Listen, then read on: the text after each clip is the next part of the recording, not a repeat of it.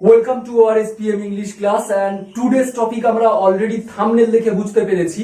দেখো আমরা হ্যাভ টুর পরে টু ইনফিনিটিভের পরে আমরা হ্যাভ এবং হ্যাভের পরে ভার্বের থার্ড ফর্ম, এছাড়াও আরো একটা লক্ষ্য করেছি টু ইনফিনিটিভের পরে হ্যাভ বিন, ওকে, বিনের পরে আবার ভার্বের থার্ড ফর্ম। তাহলে হ্যাভ ভার্বের থার্ড ফর্ম এবং হ্যাভ বিন ভার্বের থার্ড ফর্ম, আবার টু ইনফিনিটিভের পরে। সেটা কেন, কি ধরনের বাংলা বললে আমরা এটা ইউজ করব? দেখো আমরা কি ধরনের বাংলা বলি, দেখো আমি যদি বলি তুমি মনে হচ্ছে ইংরেজি শিখেছো, তুমি মনে হচ্ছে মানে আমি ক্লিয়ার নয় যে তুমি ইংরেজি শিখেছো কিনা, আমি ক্লিয়ার নয়, তুমি মনে হয় ইংরেজি শিখেছো। ছেলেটি মনে হচ্ছে নতুন শার্টটি কিনেছে, শিশুটি মনে হচ্ছে কাপটি ভেঙেছে। তাহলে কোনো কাজ আমরা করেছে কি জানি না, সেটা মনে হচ্ছে বলি। তার মনে হয় সে এটা করেছে, তুমি মনে হচ্ছে এটা করেছো, তারা মনে হচ্ছে এটা করেছে। এই মনে হচ্ছে বললেই আমরা এস ডাবল ই এম, মনে হচ্ছে বললেই আমরা S double E M seem বা A P P E A R appear, মনে হচ্ছে বললেই, এটা মনে রাখবে। এবারে আমরা দেখব বাংলা সেন্টেন্স কখন আমরা হ্যাভ বলে ভার্বের থার্ড ফর্ম বা হ্যাভ বিন বলে ভার্বের থার্ড ফর্ম। অনেকে ভাবছে মনে হচ্ছে এটা তো প্রেজেন্ট কন্টিনিউয়াস টেন্স, কিন্তু প্রেজেন্ট কন্টিনিউয়াস টেন্সের ক্ষেত্রে সিমের প্রেজেন্ট কন্টিনিউ হয় না। যেমন সিমিং আইএনজি দেব না, অ্যাপিয়ারিং এটা আমরা আইএনজি অ্যাড করব না। এই ধরনের সেন্টেন্সে কি ধরনের সেন্টেন্স সেটা শেষ পর্যন্ত দেখতে থাকো। আর অবশ্যই যদি ভালো লাগে, যদি একটু কিছু শিখে থাকো, অবশ্যই একটা লাইক তো পেতেই পারি, আর কমেন্ট করে জানাতে ভুলো না। যদি কোনো তোমাদের টপিক মনে থাকে বা কোন টপিকটা তোমাদের অসুবিধা হয়, আমাকে কমেন্ট করে জানাতে পারো, আমি চেষ্টা করব সময় করে সেটা ট্রাই করার, তোমাদের শেখানোর। সো চলো আজকে দেখে নি মনে হচ্ছে এটা হয়েছে, মনে হচ্ছে ওটা হয়েছে বলতে আমরা কি বাংলা লিখবো বা ইংরেজি লিখবো। Okay, let's continue. Look at the board. আমি তিনটে সেন্টেন্স রেখেছি, এর মধ্যেই আমি তোমাদের বলে দেব যে হ্যাভ ভার্বের থার্ড ফর্ম এবং হ্যাভ বিন ভার্বের থার্ড ফর্ম কেন দেব।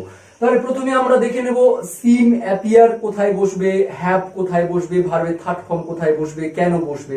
দেখো প্রত্যেকটা সেন্টেন্সে মনে হয়, মনে হচ্ছে, মনে হচ্ছে। তাহলে মনে হয় বা মনে হচ্ছে বললেই আমরা সিম বা অ্যাপিয়ার বসাবো। সিম টু বা অ্যাপিয়ার টু, মনে হয় বা মনে হচ্ছে বললে। তাহলে তুমি মনে হয়, তাহলে আমরা এখানে বসাবো ইউ সিম টু। তাহলে সিম বা অ্যাপিয়ারের পরে অবশ্যই একটা টু বসাবে। ওকে, মনে হয় বা মনে হচ্ছে বললে। আমি এখানে মনে হচ্ছে এটা আমি মুছে দিচ্ছি, এখানে আমার কিছু অংশ অ্যাড করতে হবে। দেখো এখানে আমি মনে হচ্ছে এটা বসিয়ে রাখলাম। মনে হয় বা মনে হচ্ছে বললে আমরা সিম অ্যাপিয়ার টু বসাবো। যেমন তোমার মনে হয় ইউ সিম অ্যাপিয়ার, বা ইউ সিম, তোমার মনে হয় ইউ সিম টু। তাহলে আমরা সিম অ্যাপিয়ার, সিম বা অ্যাপিয়ার টু বসাবো মনে হয় বা মনে হচ্ছে বললে। তাহলে তোমার মনে হয়, তুমি মনে হয়, ইউ সিম টু। এই টুর পরে আমরা অবশ্যই একটা হ্যাভ দেব। কি বললাম, মনে হয় বা মনে হচ্ছে বললে আমরা সিম টু হ্যাভ। এবারে হ্যাভের পরে কি মনে হচ্ছে, তুমি শিখেছো, এটা কি, এটা হলো ভার্ব। ভেঙেছে এটা কি, এটা ভার্ব। কিনেছে এটা কি, এটা ভার্ব। তাহলে সিম টু হ্যাভের পরে আমরা এই ভার্বের থার্ড ফর্মটা দেব। তাহলে শেখা ইংরাজি কি, লার্ন। তিনটে ফর্ম হলো লার্ন, লার্নড, লার্নড। আমরা থার্ড ফর্মটা দেব learn, L E A R N T. Learn কি শিখেছে, ইংরেজি, আমরা এখানে ইংলিশটা দিলাম। তাহলে দেখো এই লার্ন এটা কিন্তু ভার্বের থার্ড ফর্ম। পুরো সেন্টেন্সটা কি হলো তাহলে, you seem to have learned English. তুমি মনে হয় বা তুমি মনে হচ্ছে ইংরেজিটা শিখেছো হলো। এটা দেখো মনে হচ্ছে ভেঙেছো, এটাকে আমরা কি মনে হচ্ছে বললেই আমরা বলবো এখানে অ্যাপিয়ার বলতে পারো, অ্যাপিয়ার। Appear to have. তাহলে আমরা মনে হচ্ছে বললেই অ্যাপিয়ার টু হ্যাভ বা সিম টু হ্যাভ। হ্যাভের পরে ভার্বের থার্ড ফর্ম হয় সব সময়। তাহলে মনে হচ্ছে কি করেছে ছেলেটি, ভেঙেছে। ভাঙার তিনটে ফর্ম হলো ভার্বের, ব্রেক, ব্রোক, ব্রোকেন। আমরা কোনটা বসাবো? ঠিক ধরেছো, ব্রোকেন, BROKEN। কি ভেঙেছে? এবার অবজেক্ট বসাও, কাপ। তাহলে এ কাপ, CUP, ফুল স্টপ। আর এখানে সাবজেক্ট কে মনে হয় ভেঙেছে কাপটি? ছেলেটি। আমরা এখানে লিখতে পারি দা বয়। আমি এবারে দেখো এখানে ইউ লিখেছি আর এখানে বয়, তাহলে আমরা অ্যাপিয়ারের সঙ্গে একটা এস দেব। এর কারণ আমি আগে অনেকবার বলেছি, দা বয় হলো থার্ড পারসন সিঙ্গুলার নাম্বার, সেই জন্য আমরা ভার্বের সঙ্গে এস দেব। যদি এখানে ইউ না থেকে একটা third person singular number subject থাকতো, যেমন হি, শি, ইট, অথবা যদি কোনো ব্যক্তির একজনের নাম, তাহলে কিন্তু আমরা সিমের সঙ্গে এস দিতাম। যেমন আমরা অ্যাপিয়ারের সঙ্গে এস দিয়েছি। এটা যারা জানো অলরেডি খুব ভালো কথা, যারা জানো না এটা শুনে নাও। থার্ড পারসন সিঙ্গুলার কারা? হি, শি, ইট, এবং কোনো একটা সিঙ্গেল যদি নাম সাবজেক্ট হয় তাহলে আমরা অ্যাপিয়ার বা সিমের সঙ্গে এস দেব। এটা প্রেজেন্ট ইনডিফিনাইটের একটা নিয়ম। তারপরে এইটা দেখো, মনে হচ্ছে সে একটি নতুন জামা কিনেছে। তোমরা ইজি পেরে যাবে, তবে ভিডিওটা কেউ ছেড়ে যাবে না। আমরা হ্যাভের পরে আবার বিনও দিতে পারি, তাহলে সেটা কখন আমরা বিন দেব সেটাও দেখবো। আমি এটা কমপ্লিট করি। মনে হচ্ছে কিনেছে, মনে হচ্ছে কি হবে? তাহলে আমি এখানে সিমসটাই লিখি, সিম লিখলাম, seem to have, seem to have. মনে হচ্ছে কি করেছে? কিনেছে। কেনা ইংরাজি কি? বাই। Buy, bought, bought. আমরা থার্ড ফর্মটা বসাবো, বট, BOUGHT, বট। কি কিনেছে? একটি নতুন জামা, তার ইংরেজি হলো a new shirt, SHIRT, full stop. কে মনে হয় নতুন জামা কিনেছে? সে, হি। তাহলে যদি আমরা এখানে হি দিই, সিমের সঙ্গে একটা এস দেব। আগেই বলেছি কর্তা থার্ড পারসন সিঙ্গুলার হলে ভার্বের সঙ্গে, ভার্বের ফার্স্ট ফর্মের সঙ্গে আমরা এস দিই। আর হ্যাভের পরে থার্ড ফর্ম হয়েছে। তাহলে এবারে ক্লিয়ার? তোমরা শুনে নাও ভালো করে। মনে হয় সে এটা করেছে, মনে হয় তুমি এটা করেছো, মনে হয় তারা এটা করেছে। এই রকম বললেই আমরা মনে হয় বলতে সিম বা অ্যাপিয়ার টু বসাবো, হ্যাভ। সিম বা অ্যাপিয়ার টুর পরে আমরা হ্যাভ বসাবো। এবং হ্যাভের পরে আমরা কি করেছে? ভেঙেছে, খেলেছে, দেখেছে, শুনেছে, এই যে ভার্বের আমরা থার্ড ফর্ম বসাবো। তবে কিন্তু মনে হয় বা মনে হচ্ছে এটা থাকতেই হবে বাংলা সেন্টেন্স, আমি বারবার বলছি। এবারে চলো আমরা দেখে নেব হ্যাভের পরে বি। একটা জিনিস তোমরা ভালো করে শোনো, তুমি মনে হয় ইংরেজি শিখেছো।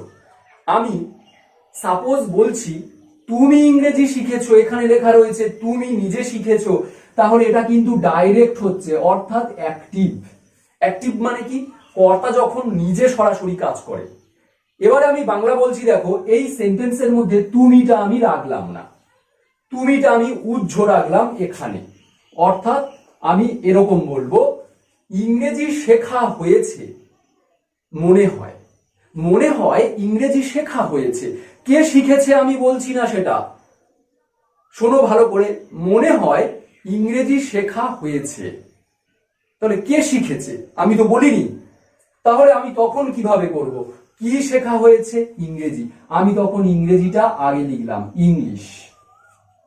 ওকে, মনে হয় ইংরেজি শেখা হয়েছে, তাহলে মনে হয় ইংরেজি। এই English seems to have bin.